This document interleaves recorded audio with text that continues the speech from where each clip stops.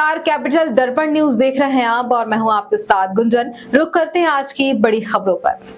BJP सांसद दर्शन सिंह चौधरी ने लोकसभा में नर्मदा नदी की दुर्दशा को लेकर सवाल उठाया। इस पर अब कांग्रेस सामने आई। मध्य प्रदेश कांग्रेस मीडिया विभाग के अध्यक्ष मुकेश नायक ने कहा कि एमपी में जमकर नर्मदा नदी का दोहन किया जा रहा है। हम कई सालों से नर्मदा नदी की दुर्दशा को लेकर आवाज उठा रहे हैं। नर्मदा नदी के नाम पर राजनीति करने वाले नेताओं ने अकूत दौलत कमाई है। ऐसे नेताओं ने फार्म हाउस रिजॉर्ट बनाए हैं। हम ऐसे नेताओं की काली कमाई को लेकर रिसर्च कर रहे हैं। जल्दी हम ऐसे नेताओं के नाम सार्वजनिक करेंगे।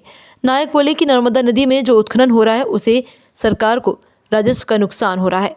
नर्मदा नदी और चंबल नदी में प्रतिदिन 1500 करोड़ के राजस्व का नुकसान हो रहा है। ये काली कमाई आखिर किसके पास जा रही है? नर्मदा नदी के अवैध उत्खनन के कारण पूरी नदी के इकोसिस्टम पर एक बहुत विपरीत प्रभाव पड़ा है। अभी लेटेस्ट खबर यह है कि अमरकंटक जहां से उद्गम स्थल है मां नर्मदा का, जहां से मां नर्मदा शुरू होती है, वहां का जो प्रवाह है वो सुषुप्त अवस्था में जा रहा है, जिसको टेक्निकल शब्दों में सरिता अपहरण कहा जाता है कि नदियां जहां सुषुप्त हो जाती हैं, नदियां जहां अपने प्रवाह, अपने बहाव के स्थान को बदलती हैं और धीरे धीरे सूख जाती हैं। दो प्रकार के प्रभाव जो गुजरात और मध्य प्रदेश की जीवन रेखा है नर्मदा जी, उसमें देखने को मिले हैं। पहला प्रभाव ये कि नर्मदा के उद्गम स्थल सुषुप्त अवस्था में जा रहे हैं। दूसरा उसका प्रभाव ये हुआ है कि नर्मदा की 25 सहायक नदियां सो गई हैं, उनमें पानी नहीं बचा है, वो सूख गई हैं।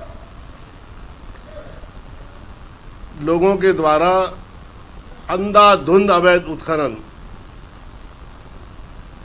और अंधाधुंध मानवीय उपयोग के कारण नर्मदा नदी ने अपना इकोसिस्टम, अपनी गुणवत्ता इस कदर खो दी है कि अब जो पानी का शोध करने वाले लोग हैं वो कहते हैं कि मानवीय उपयोग के लायक भी इसके पानी की गुणवत्ता नहीं बची है। अमेज़न के जंगलों के बाद जैव संरक्षण का सबसे महान और सबसे महान पुण्य लोग नर्मदा सृजित करती हैं। असंख्य जीव जंतु नर्मदा से जीवन का पोषण पाते हैं, पल्लवित होते हैं, चहकते हैं। उनको ये पूरी जैव विविधता को भी अलग प्रकार का एक खतरा उत्पन्न हो गया है। आप देखिए कि अवैध उत्खनन के कारण ब्यारमा नदी, हिरण नदी, बेतवा नदी, कैन नदी, कैथ नदी, कोपरा नदी सहित